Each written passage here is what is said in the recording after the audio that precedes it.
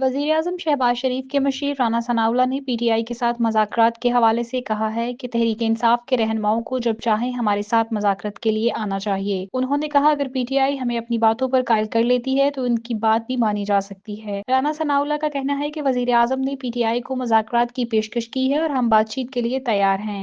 राना सनाउल्लाह ने मज़ीद कहा है कि पीटीआई ने हुकूमत में रहते हुए हमेशा मुकदमात बनाए हैं और मुज़ाकरात से गुरेज किया है, मगर हम मुल्क की बेहतरी के लिए बात करने को तैयार हैं। उन्होंने 2018 के इंतखाबात में धांधली का जिक्र करते हुए कहा है कि पीटीआई की हुकूमत ने पार्लिमानी कमेटी बनाने के बावजूद धांधली की तहकीकात करने की इजाजत नहीं दी। वज़ीर आला खैबर पख्तूनख्वा की तब्दीली के हवाले से राना सनाउल्लाह का कहना है कि इस वक्त सूबे के गवर्नेंस और अवामी मसाइल की तरफ कोई तवज्जो नहीं दी जा रही, जिससे पीटीआई को सियासी और इंतजामी तौर पर नुकसान हो रहा है। दूसरी जानिब पीटीआई के वकील फैसल चौधरी ने हुकूमत पर इल्जाम आयद किया है कि वो जुडिशियल कमीशन से कतरा रही है और मुज़ाकरात में गैर संजीदा है। उन्होंने कहा है कि पीटीआई ने हुकूमती जमायतों से मुज़ाकरात मुअत्तल कर दिए हैं और अब वो अपोजिशन अलायंस बनाने की कोशिश की जा रही है। फैसल चौधरी ने हुकूमत से पुरअमन एहतजाज की इजाजत देने की अपील की है।